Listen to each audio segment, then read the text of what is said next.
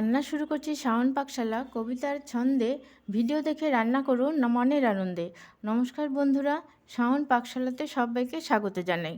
আজকে আমি একটা নতুন রেসিপি নিয়ে এসেছি।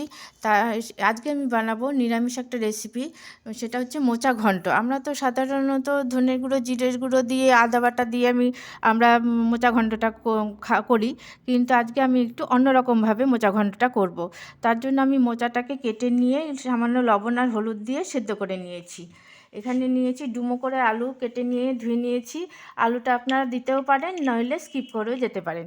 এখানে নিয়েছি দু রকমের সর্ষে, দুটো কাঁচা লঙ্কা দিয়ে মিহি পেস্ট করে নিয়েছি। এখানে আদা গ্রেট করে নিয়েছি 1 ইঞ্চি আদা, 4টে চেরা কাঁচা লঙ্কা, একটা শুকনো লঙ্কা, আর নিয়েছি সাদা জিরে। এখন আমি রান্নাটা করে নেব। মোচা ঘন্ট বানানোর জন্য আমি কড়াইতে সর্ষের তেল দিয়ে দিচ্ছি। তেলটা গরম হয়ে গেছে। আমি প্রথমে আলুগুলো একটু ভেজে নেব। আলুটা আমি একটু ভাজা ভাজা করে নিয়েছি। আলুর গায়ে কুচকানো একটা স্পট পড়ে গেছে। এখন আমি আলুটাকে ফাঁকা করে নিয়ে ওর মধ্যে আমি ফোড়ন করে নেব। ফোড়নের জন্য দিচ্ছি সাদা জিরে, একটা শুকনো লঙ্কাকে ফাটিয়ে নিয়েছি, আর দিয়েছি তেজপাতা। দিয়ে দিচ্ছি গ্রেট করে রাখা আদা, দিয়ে দিচ্ছি চেরা কাঁচা লঙ্কা,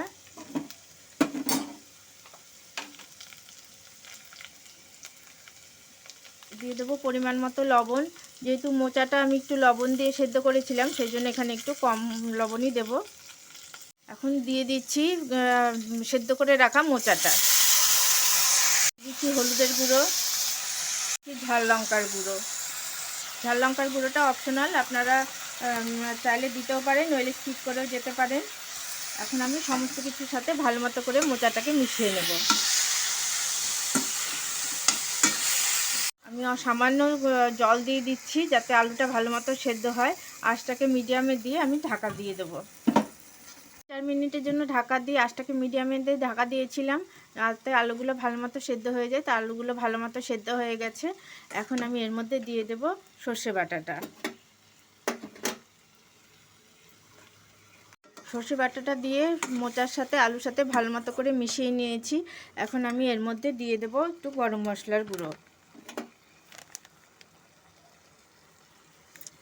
সর্ষে বাটা দিয়ে তো বেশিক্ষণ নাড়তে হয় না, নইলে তিতকুটা হয়ে যায়। আর এখন দিয়ে দিচ্ছি একটু সামান্য ঘি। ঘিটা যদি আপনারা অপছন্দ করেন তাহলে স্কিপ করেও যেতে পারেন। ঘি গরম মশলার সাথে মোচাটাকে ভালো মতো করে মিশিয়ে নিয়েছি। রান্নাটা আমার কমপ্লিট। এটা সার্ভ করার জন্য একদম রেডি। এটা যেহেতু নিরামিষভাবে বানালাম, আপনারা যদি একটু মিষ্টি দিতে চান তাহলে দিতে পারেন, আমি মিষ্টিটা দিচ্ছি না। এটা খেতে অসাধারণ লাগে। চিরাচরিত মোচা যে ঘন্ট আমরা যেভাবে খাই সেটা না খেয়ে যদি আপনারা এইভাবে রান্না করে খান, এটা খেতেও অসাধারণ লাগে। আপনারা একবার হলেও এটা ট্রাই করবেন, আর করে বানিয়ে খেয়ে আমাকে অবশ্যই কমেন্টে জানাবেন। আর খেয়ে ভালো লাগলে আমার চ্যানেলকে সাবস্ক্রাইব করবেন, লাইক করবেন, শেয়ার করবেন এবং কমেন্ট করে আমার পাশে থাকবেন।